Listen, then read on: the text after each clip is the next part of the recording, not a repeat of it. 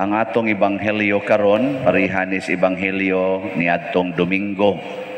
Ang gihisgutan nga si Kristo mao ang punuan o niya kita mao ang unsa man ta? Mga sanga. Musugot mo nga mahimo mong sanga ni Kristo? Maayo. Unsaon man ni pag-translate nga sa atong kinabuhi? Sa unang pagbasa, nagkalalis ang mga sanga, nagkalalis ang mga dili Hudiyo o ang mga Hudiyo kung kinsay sundon. Ang mga Hudiyo ba nga naagyoy seremonya sa pagtuli o na pamahisakop sa ilang pundok, o ang mga dili ba Hudiyo nga kinahanglan ra ka magpabunyag, di na kinahanglan magpatuli. Niya kining maong panagbangi sa prinsipyo o mga pamalaod, lisod kay ni sulbaron sa ilang panahon sa una, kay grabe kay sila ka fanatic sa ilang mga balaod. Unsa may gibuhat sa mga apostoles, wa sad sila magbinagsa og sulbad, nagtigom sila aron mamalandong. Pasabot, nibalik sila sa punuan, ilang gikonsulta ang Espiritu Santo, gikonsulta nila si Kristo. Amo na nindot. Mag-away na mo sa imong bana, ayaw sulbara, ikaw asawa, maningkamot kag sulbad, or bana, maningkamot og sulbad. Dili pwede. Balik yun nga tos Ginoo, pangutan ang Ginoo, ikaw mangyud ani maoy tag-iya sa kinabuhi, tag-iya sa tanan, unsaon maninako pagsulbad. Para sa nato dinhi, nagkabangi ta ang atong kabaghuan sa parokya o ang lumad o unsay ilang pamaagi. Nagtigom ta, nagsabot, balik tas punuan, balik tas obispo. Yang obispo ni himog dekreto, awa na, mana. Nindot kayo. Pista ta, kaon sila, pista sila, kaon sa ta. Dali kay ta mahay blood. Mag-away pa kita, mahay blood pa kita, aron lang tungod anang pizza. Pero dili bias na siya basta-basta nga sulbaron, balik kita sa punuan. Mausa na ang kaminyoon, diin man gasugod ang kaminyoon, diri sa simbahan. Ang tinuod nga kaminyoon, diri gasugod sa simbahan. Mao na inig-away sa banag asawa, di na magkasinabot, balik sa simbahan. Ayaw dito sa barangay, ayaw dito sa pulis, ayaw dito sa korte. Anong adtuman mo dito? Diri sa simbahan balik. Balik sa pare. Makadonate pa mo ginagmay. Balik ba? Balik diri. Diri gud mo gasugod. Muna importante kay na siya ang punuan. Nya kahibaw tag kinsay atong punuan. Dili kay maghimuhimo tag atong kaugalingong punuan. Kay matod pa ni Kristo, kung wa gani ko, wa gyud mo'y mahimo. Sangko ra gyud mos away. Mo ni ron ang solusyon sa kalibutan karon, kung mag-away ng banag asawa, din ang magkasinabot, divorce. Mo ni solusyon sa kalibutan karon. Nya mauyon mo ana. Bisag sigihan mo kulatas inyong bana, nya mga bit pa gyud. Di gyapon mo muuyon og divorce. Otro sa di ay mo. Okay, klaro. Ikaw kuno pa derbe. Ikaw kuno sigyag bunog. Unsa man mo tipon pa ka? Mao bitang nagpari ko. Dili oy, balik sa punuan ay kun yung patubaga. Balik ngadto sa Ginoo. Kausa giingnan si Kristo sa mga Hudiyo. Gitugot ba sa atong balaod nga ang bana makabuwag sa iyang asawa? Ingon dayon si kanang Hesus, unsa may sinugdanan? Baliki gyud ang sinugdanan. Siya si Moises, niingon man nga pwede rag musuwat ang bana og sulat sa pakigbulag. Wa na, buwag na. Ingon dayon si Jesus, ayaw dia hunong ni Moises, kay si Moises sangara man sad na. Dito gyud sa Genesis, unsa man gyud gihimos Ginoo. Mao ditong gisgutan ni Kristo sa sinugdan gihimo sa Dios nga lalaki ug babae. Nibalik gid siya sa sinugdanan. Unya tungod niini ang lalaki mubiya sa iyang amahan o inahan, mutipon siya siyang asawa og silang duha mahimo ng usa og dili na sila duha kundili usa na lamang. Busa ayaw bulaga matud pa ni Kristo ang gihiusa sa Dios. Mo na siya. Karon sad kita din ni simbahan, unsa may hinungdan nga nanimba mo karon? Unsa may sinugdanan gid ani? Ansan? Unsay sinugdanan ani nga nanimba mo karon? Narao, sakramentos bunyag, sacrament o baptism. O guwapaan ng baptism, di mo ron allowed nga musimba, di san mo allowed nga mo kalawat. Kanang sakramentuha mo nay atong balikan. Naaman tay gipang saad ana, unom kabuk atong saad. Pagbunyag nato, napirmi nato ning kalimtan. Unom kabuk kani ako gining gi-emphasize. Ang mga katikista mag-pre-Jordan gani sila, ipaapil gina nako og hisgot. Di ra basad hisgutan sa uban. Tinapulan sad ba?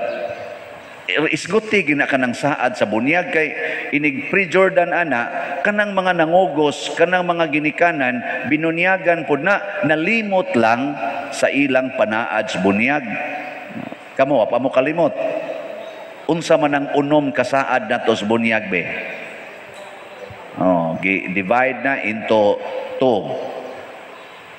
Tulo ka saad nga mosalikway ta, tulo sad ka saad nga motuo ta. Nya sukna-suknaon dayon ta. Unsa may unang saad nga isalikway? Isalikway ba nimo ang sala? Isalikway. Di ba mutubag ta na? Isalikway ba nimo ang pagpaulipon sa sala? Isalikway. Isalikway ba nimo si Satanas, amahan sa sala? Unsay tubag? Kana salikway. Humanda yon maingon din, motuo ka ba sa Dios amahan nga nagbuhat sa langit og sa yuta? Unsay tubag? Tuo. Motuo ba ka ni Kristo nga nagpakatao, namatay, gilubong, nabanhaw ug karon galingkod sa tuos amahan? Tuo. Motuo ka ba sa Espiritu Santo, sa santos nga katolikong simbahan, sa panaghiusas mga santos o sa kapasayloas mga sala? Kana ha? Tibanin na ninyo. Tibanin na. Karon, inig-abot na sa sitwasyon, balihon man nato. Atong balihon. Pananglitan mo ingon, gabangi na mo sa imong igsuon, kay gailog mo siyuta. Sa kabihinanan ninyo sa inyong ginikanan. Kay gihurot og kuha sa imong maguwa nga buangon ka istanan ang imong bahin. Karon, i-apply ko nitong imong panaad sa bunyag. Kanang pagpakig-away anang yuta, sala na dili. Nga ningon maka isalikway ang sala. Isalikway nimo ang sala dili. Makig-away pa kas imong maguwang dili. O kana mo na sakto. Nya nag-ingon mas Kristo pasahilua ang nakasala. Nya ningon maka mutuo ka ba kang Hesukristo? Mutuo mo dili. O niya, ningon mas Kristo, pasaylo ang kapito, imong gamito ng pagpasaylo. Oy, mga buangon kay imong dagko. Sige, makabaos ra ko, gabaan ra ng panuwing dako. Wa ka kapasaylo. Wa ka mutuo ni Kristo. Wa sa kabusalikway sa sala. Di nabali na hinoon, mituo na ka sa sala, misalikway na ka ni Kristo. Nya, wa na nyo buhata? Nda. Kakuha mo kanang bunyag baliki ra gud na kanang ato mga panaad sa bunyag baliki ra gud na sulbad na tanan nimong problema bisag kining COVID baliki ng bunyag sulbad ning COVID kibaw mo kusaon kibaw mo assignment mo na inyong module assignment na be unsaon pagsulbad ang COVID ginamit ang panaad ato sa bunyag ug masulbad na ninyo langit gyud mo wa ra bagyod mo kuan ang tag-iya aning COVID ang yawa kung isalikway nato ang sala ang pagpaulipon sa sala nya isalikway sa nato ang yawa, mawa pud ning COVID. Kasimpul ana. Nya unsaon pagsalikway, gamita tong tulo ka pagtuo, tuo sa amahan nga si nagbuhat sa tanan, siya tag-iyas tanan. Ayaw na sad pangangkon ana mga yuta, kanang mga balay, sakyanan, kanang imong lawas, ayaw na nag-angkona, ing naiyan is amahan. Nya tuo ni Kristo, sunod sa iyang pagpakamatay dihas pag-alagad o paghigugma siyang isig katao. Nya ngari sa simbahan, diri donate og maayo. Kanang imong kwarta ayaw pagsigtigom ana, kay kun ma-COVID ka biyaan ra na nimo, may paghihurutan nimo hatag diri simbahan, magamit pa na nato. Magamit nas pare. Natanawa di ba gaduda na mo. Mao na ma-COVID gid mo ana. Kaya wa mo magduda. Ikaw gud hatag nas pare, ang usang taon pare ri madato ani. Ngano man sang madato man mi nga nagsunod man sad mis panaad sa bunyag. Ang sa may among gisaaran sa bunyag, labi na gid sa among ordination, life of Jesus, configuration to the life of Jesus. Unsa may configuration sa life of Jesus namong mga pari og sa mga apil na to mga madre, og sa mga madre, a life of chastity, poverty, and obedience to the bishop or to the superior. Kanya, madato kami ana, nga moingon man ang obispo, i-remit ang tanang sobras parokya, nga i-record ang tanan. Mao nang doon natay finance council, nga mo record tanan. Ikaw padre, ayaw pagkupot anang kwarta, kaya ang imong kamot, di ka maong mo record. Ang kamot pare, di ka maong mo record dasok kay dasok na na. Mo nagkinahanglan tag finance council para nilang Brad Loloy nga muli record ana Laster Nara. Pero og pari lang dasok kay dasok na wa na record kapoy na kay record porting kolekta daghana. Tanas una na assign kog parokya Dre palitag ko Andre sige dong kuha lang diha dong i-record re ay lang dong hakop la sa kusensiyo dito pasobra agyo tay mana. May record. Onya og ginana. Mawaldas mawaldas. Mao na naagid nang gitawag nato og punuan ba. Unsa man kinabuhia akong gipuy-an. Kamo sa mga minyo gasugod man sad mo atong pagkasal ninyo, bunyag plus kasal, ako bunyag plus ordination, kanay atong balikan. Nya kamo mga kinasal, wa gid mo rason mag-divorce.